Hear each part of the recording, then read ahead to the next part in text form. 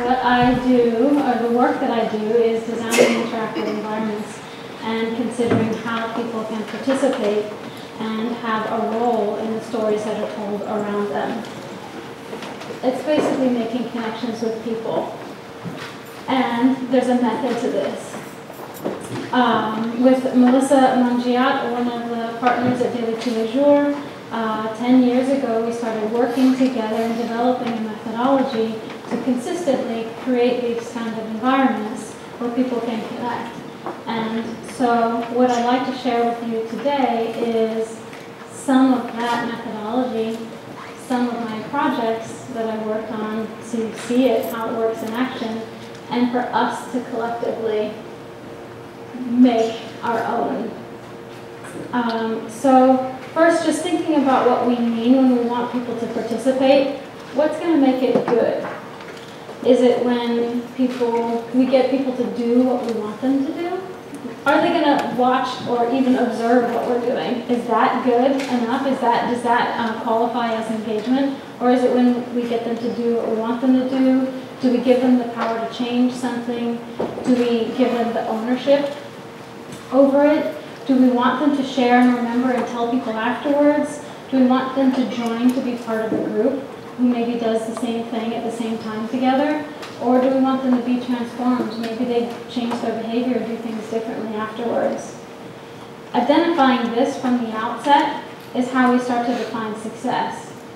And once we say, okay, yeah, this is what we want people to do, then we need some kind of just basic tools to get there. And the 4 ones that we feel like you just can't do this kind of engagement without is number 1, an invitation. People just need to know that they're invited to whatever we want them to do. And then just because they're invited doesn't mean they want to. So what's the incentive that we're giving people to do it? Like tasty treats and donuts. And then, so they might be participating, but then they kind of need to know the rules, like how does this stuff work? What's the protocol for this kind of interaction? And then once they have interacted, what's the feedback mechanism that we can give to let people know that they've had an impact? And then all the other bits, including expecting the unexpected, like what about the weather, all come into play as we're trying to put pieces together. So that's kind of like our basic look for thinking about how we want to bring people in to engage and participate and start to make things together. But it never starts there. Clients, so this is my caveat, that clients never want participation for the sake of participation. I mean, you never create an environment just for the sake of participating. You need to solve problems or address issues, to sell tickets, to get people online, give out brochures, increase audiences, address a problem, which is great because then we can create an environment where people are connecting around something. And that is a starting point to craft a story that people can connect with. And then unpicking these complex threads to boil that story down into something accessible. And so that leads me to want to show you examples of this in action. So these are a sampling of projects that I thought I could run through you with. It kind of looks like this. This is a project with Daily Tous les Jours. It's the Museum of Possibilities for the Cultural Quarter in Montreal that was undergoing urban development. And what they wanted to do is inaugurate this space and get people to come and start to want to do things here in the future. So that's this kind of like challenge, is how do we create a destination out of a space that didn't exist last week? So we created a pop-up museum to inaugurate it, and where people could have a voice to decide what the future of this green space could be like. And so what we started off by giving that invitation and asking people what they wanted to see and do in this space. So we've got this giant field of balloons that is your visual indicator to get people in. And it's kind of this colorful incentive. And then what the city gets out of that is direct data on what people want to do there in the future for their programming, for how they start to establish that space in the community. And also just the comfort to know what idea you might possibly want to do there in the future. We provided handy tools like the Juice of Possibilities and Bingo to give you ideas on when and with whom you'd like to do things with in the future. Another project also with Daily Tous les Jours is a giant sing-along for the Minnesota State Fair. It started in 2011, and by popular demand, it's a permanent part of their offering. So what it is a field of microphones inviting everyone in. It's just at ground level, embedded in the ground, so people walk up. There's no barriers. An empty microphone is an open invitation. And everybody sings along kind of karaoke style. And people beforehand, so this is what it looks like in this giant field with the screen giving you the feedback. It's a really simple looking mechanism of just everyone knows what a speaker and a screen looks like. And so people beforehand vote on songs on the State Fair website, and then they get to sing along together at fair time. Another project locally, speaking of Design Week, with a lovely, this is a project I got to do with Celie and the Design Week team. To create a giant live calendar for the headquarters of Design Week in Pioneer Square. And we had illustrators illustrating every day of the week of the Twitter feed chatter going on. So all these illustrators would get the feed and start to illustrate everybody's tweets coming in. And it was this physical beacon where connecting people of Portland and the design community to know what's going on and walk around and be inside the calendar. So on Tuesday, you can look at Tuesday's schedule, and then you can see what everybody's saying on Tuesday, and it keeps updating. And then you see what people said Monday, and you can see what's happening Wednesday, and it keeps going on.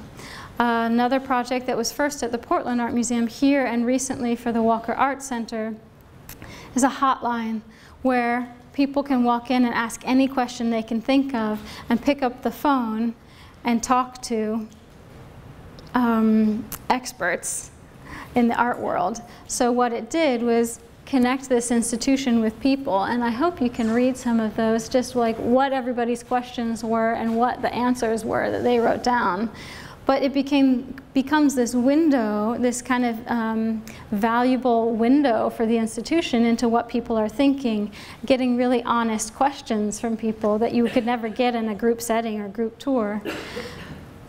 And the people asking those questions get live direct access to the people who are curating the art in the museums. They were like the Walker Art Center's actual curators, preparators, insurers, docents. Who are sitting alongside artists who actually have artwork in the museum, and you get this broad spectrum so you can question what the meaning of art is from the perspective of an artist, as well as the folks who are choosing that artwork in the museum.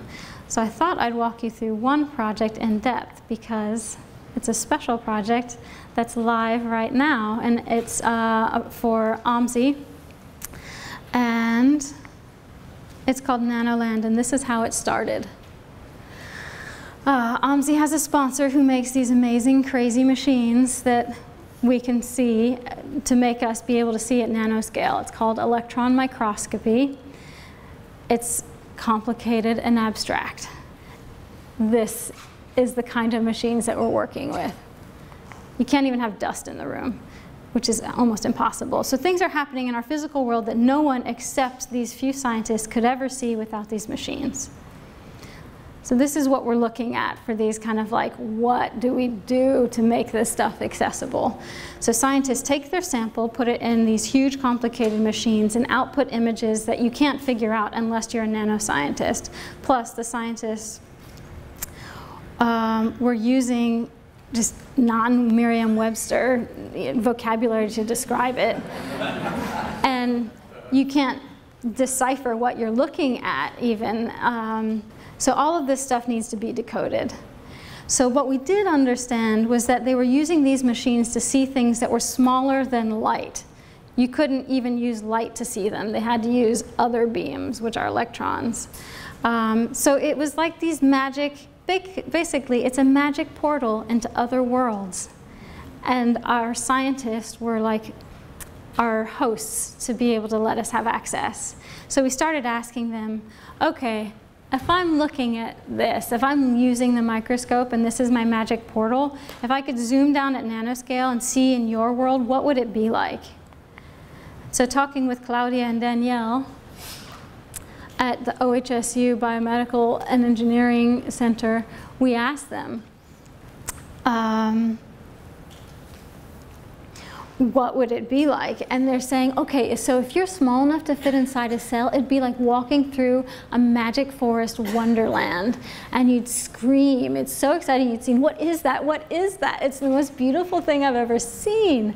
And they start telling you what you'd have to walk on to be in there. And these properties were like, in this nano world, you have to squish against everything. So we were transported. We could start dreaming of their world, and this is the direction we decided to go in. So this simple story, treating this technology as the magic portal where you zoom in to nanoscale, you have to shrink down as you climb the stairs, you get to explore nano worlds and you zoom back out. That's the story. You might be more excited to visit Nano Land than the alternative. So that starts to translate into a real life environment where if we've got that simple story, what are our goals for successful participation here? And first, for us, that was about learning through doing. We wanted people to do as much as possible and learn with their bodies, learn with their senses, to intuitively know how nano worked. And then using the whole writing thread, the tone of voice that we provided for reading through the exhibit also drew you in so that you, when you decided to, after that first initial invitation coming in, you were interested in diving in and reading more. So here people are zooming in up the steps, and these kids are looking at the smallest ridge they can see on their fingertip. And of course they're too big, they need to keep going up, but they're looking at the last thing that they can before they shrink too small, and now they would need some other tools to shrink further and look further. And then when you're in the exhibit, we're looking at, these are those, again, those tools for being able to make these environments function. We're looking at learning through play.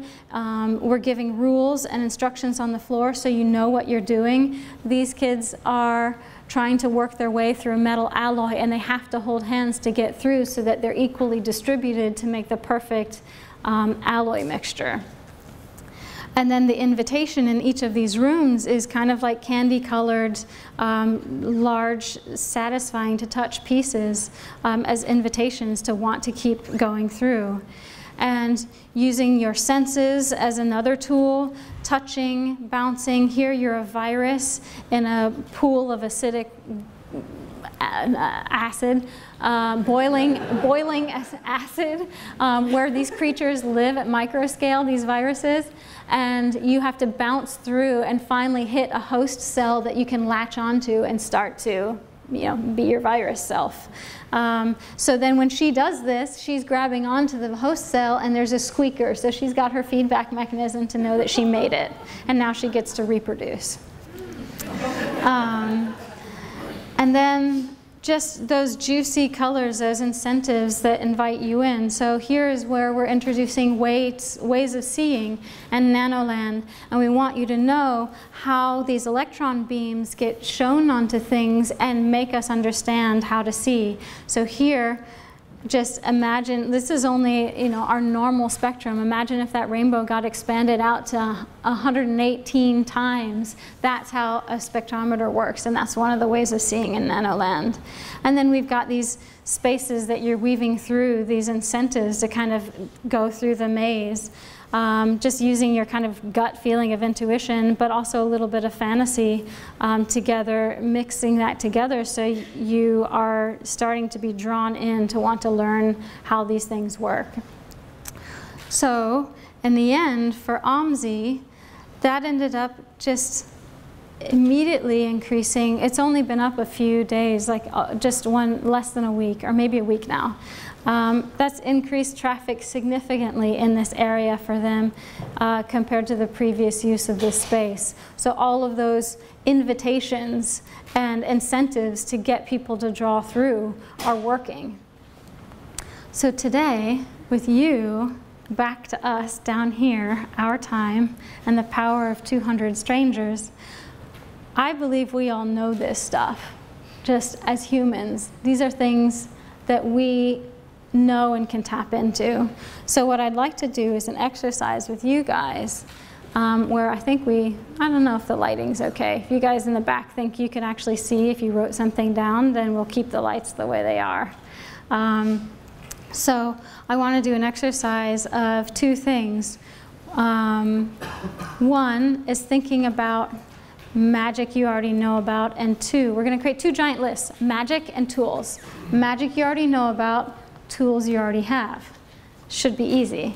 So, and the idea behind this is that if you can tap into what you know, and I think you can, then you've got these tools to create fantastic environments that are inviting other people in. And we're all creative here, and we've got this opportunity to crowdsource and make our own collective little booklet. So, two lists. You've got two pieces of paper in front of you. So you can go ahead and grab those. And what I mean by magic, so you got your pieces of paper and your marker. And just raise your hand if you don't have two pieces of paper and a marker, and we can get you one. So when I say magic in this instance, I believe that when we do this right and we get people participating, to me, that's when it starts to feel like magic. When people can start to be transported somewhere else through an experience, that good participation feels magical. Like, how did we get anyone to do this in the first place? How do you smush your body against a rainbow and, you know, run through an exhibit with holding hands with strangers? Okay, so what I'd like you to do is channel from your own experience and start by thinking of a time that you participated and it left an impression on you. And I'd like you to start thinking about that, and I'm going to share with you mine as an example. That I went to a concert where the performer asked everyone to bring their own instrument. And they had these giant cue cards with the chords so everyone could play along. And it was just thousands of people playing together, doing the same thing at the same time. And we all owned that concert. We all owned the music we were making together. To me, that was magic. So I want you to think about what it is for you. Maybe you went to the Naked Bike Ride, Burning Man. Ours looked. You had a DIY donut upstairs. When did you participate that it left an impression on you? If it helps, close your eyes and go there. So I want you to just take a moment, be there, remember where you were, what it felt like, what you saw, what you did, and what left an impression on you. And then I'd like to make sure you open your eyes, come back here, and write it down. In just one sentence, what happened that made it so good? So this is what's next. I'd like you, if you've written it all down, to start to pass it forward, and we're going to make our giant list, our first giant list. So I'm going to put mine up.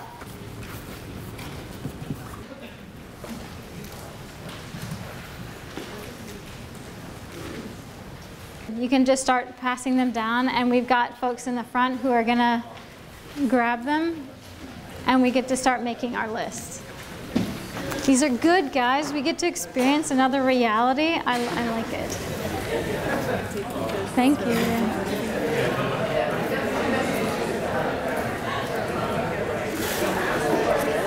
Okay, it looks like you're all in, so I'm going to go on to the next one because I need you to channel the same moment. So we've got one more list, and that's tools. So that's your last piece of paper. So back to when you participated and it left an impression on you. This time, I want you to think about what tools they used, and don't get intimidated by the word tools. How did they get you to do what you did? Did they give you an invitation, like a telegram? Did they give you an incentive, like a donut? What were the rules? At my concert, they were holding up these cue cards so we all knew what we needed to do. Did they use the senses? Did you get to lick anything? I just saw warm sun on my face. Like, what were the things that they set up that got you to do what you did? And I'd like you to remember at least one tool that you think was effective at convincing you to do what you did. And so for me, I'm going with rules. They gave this giant instructions so we knew what to do with those cue cards. So I'd like you to try and remember one thing that they did to convince you to have the confidence to do what you did. You got a moment to think about that and write it down.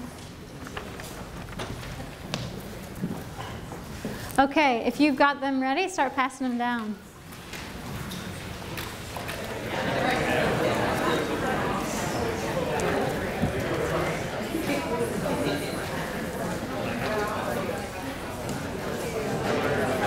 Okay, it looks like we all have passed this down, so we're so close. We're here and almost at the end.